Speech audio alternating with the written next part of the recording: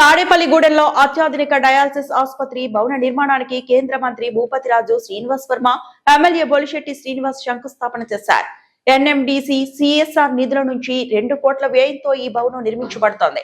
Tadepalligudem area ఆసుపత్రి ప్రాంగణంలో ఏర్పాటు కానున్న ఈ నూతన డయాలసిస్ సెంటర్ లో 8 డయాలసిస్ యూనిట్లు, 8 ఐసీయూ బెడ్స్ తో పాటు ఆధునిక వైద్య పరికరాలు అందుబాటులోకి రానున్నాయి. ఈ సందర్భంగా కేంద్ర మంత్రి భూపతిరాజు శ్రీనివాస్ వర్మ మాట్లాడుతూ తాడేపల్లిగూడెంలో ప్రస్తుతం ఉన్న డయాలసిస్ సెంటర్ రోగుల అవసరాలను పూర్తిగా తీర్చలేకపోతుందని ఎమ్మెల్యే బొలిశెట్టి శ్రీనివాస్ తన దృష్టికి తీసుకువచ్చారని తెలిపారు. దీంతో సిఎస్ఆర్ నిధుల ద్వారా కొత్త సెంటర్ ను మంజూరు చేసినట్లు చెప్పారు. డయాలసిస్ పేషెంట్లు స్లాట్లు దొరకక ఇబ్బందులు పడుతున్నారని, ప్రైవేట్ ఆసుపత్రుల్లో అధిక ఖర్చులు భరించాల్సి వస్తుందని పేర్కొన్నారు. ప్రజారోగ్యానికి ప్రాధాన్యత ఇస్తూ నర్సాపురం పార్లమెంటు పరిధిలో మొత్తం 28 డయాలసిస్ యూనిట్లను అందుబాటులోకి తీసుకురానున్నట్లు వెల్లడించారు. ఈ కార్యక్రమంలో వైద్య అధికారులు, ప్రజాప్రతినిధులు, స్థానిక నాయకులు పాల్గొన్నారు.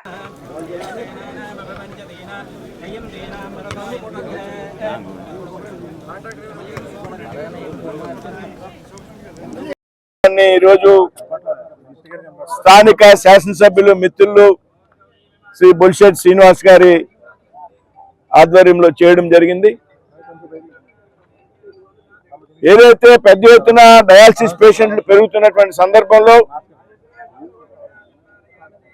పేషెంట్లకి సరిపడే సౌకర్యాలు లేవు అనేటువంటి విషయాన్ని ఆలోచన చేసి దాదాపు 2 కోట్ల రూపాయలతో ఇక్కడ డయాలసిస్ సెంటర్ని ఏర్పాటు చేయాలని నిర్ణయం చేయడం, దీనికి స్థానిక శాసనసభ్యులు బొలిశెట్టి శ్రీనివాస్ గారు పదే కోరడం కారణం.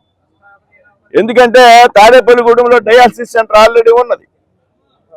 గతంలో ఎప్పుడైతే ఎన్డీఏ ప్రభుత్వం ఉన్నదో 14 నుంచి 19 వరకు అప్పుడు కామినేని శ్రీనివాస్ గారు ఆరోగ్య శాఖ మంత్రిగా ఉండా స్థానిక శాసనసభ్యులు మాణిక్యాలరావు గారు ఉండగా అవాళ ఇక్కడ డయాలసిస్ సెంటర్ని ఏర్పాటు చేయడం జరిగింది. తణుకులో డయాలసిస్ సెంటర్ ఉన్నది, కానీ భీమవరంలో డయాలసిస్ సెంటర్ లేదు. డిస్ట్రిక్ట్ హెడ్ క్వార్టర్, నేను ఏదైనా డిస్ట్రిక్ట్ హెడ్ క్వార్టర్లో ముందు ప్రారంభించాలనుకుంటే లేదన్నా ఇక్కడ సరిపోవడం లేదు, మా దగ్గర 10 మిషన్స్ ఉన్నాయి, ఇంకా రిక్వైర్మెంట్ ఉంది, బిల్డింగ్ కూడా కావాలి మాకంటే నేను భీమవరం కన్నా ముందు తాడేపల్లిగూడానికి నేను 2 కోట్ల రూపాయలు మంజూరు చేయడం జరిగింది. ఏదైతే ఎన్ఎండిసి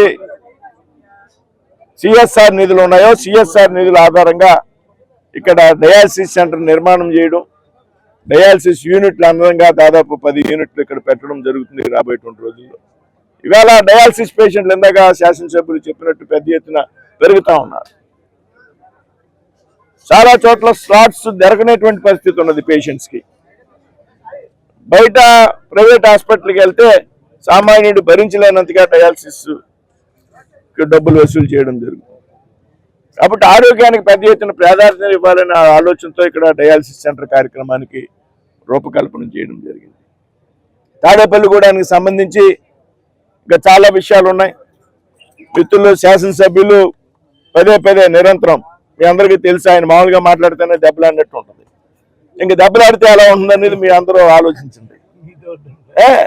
కాబట్టి అంటే కోరిక అంటే ఇప్పుడు చూసా గూడెంలో లోపలికి వెళ్ళి కొన్ని ఇంటీరియర్ రోడ్స్ చూసా, అద్భుతంగా రోడ్స్ అన్ని 30 ఫీట్ 40 ఫీట్ సీసీ రోడ్లుగా మార్చారు.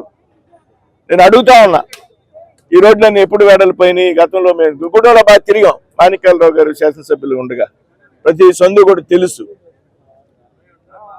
ఇవాళ ఇంత వెడల్పు ఎట్లా చేశారు ఇవన్నీ అంటే చేస్తున్నాం అన్నా, ఎక్కడన్నా ఆక్రమణలు ఉంటే ఖాళీ చేస్తున్నాం, నచ్చ చెబుతున్నాం, ఎవరికి ఇబ్బంది కలగకుండా అందరూ సహకారం కారణంగా ఇది సాధ్యమైంది. అంటే నిరంతరం కూడా ఒక చక్కటి స్విమ్మింగ్ పూల్ జిల్లాలో కాదు రాష్ట్రంలో ఎక్కడ కూడా పురపాలక సంఘం లోకల్లో ఎమ్మెల్యే స్విమ్మింగ్ పూల్ నిర్మించినటువంటి సందర్భం లేదు. అలాగే మంచి యోగా సెంటర్, స్కూల్కి సంబంధించి మంచి అభివృద్ధి కార్యక్రమాలు. ఇందాక శాసనసభ్యులు శ్రీనివాస్ గారు సోదరులు ఒక విషయం చెప్పారు. ఎవరైతే క్షేత్రస్థాయిలో పనిచేసి ప్రజాప్రతినిధులుగా ఎన్నికైతారో వారు మరింత సమర్థవంతంగా పనిచేయగలుగుతారు అనేటువంటి విషయాన్ని దయచేసి అందరూ గ్రహించాలి.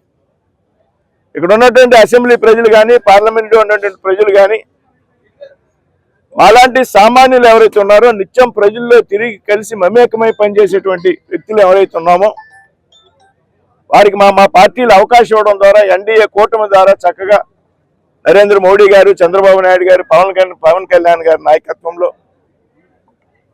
క్షేత్రస్థాయిలో పనిచేసినటువంటి మాలాంటి కార్యకర్తలు ఎమ్మెల్యేలుగా పార్లమెంట్ సభ్యులుగా ఎన్నికైనప్పుడు మాత్రమే ఈ రకమైనటువంటి అభివృద్ధి ఉంటుంది అనేటువంటి విషయాన్ని ఈ సందర్భంగా చెప్తా ఉన్నాను.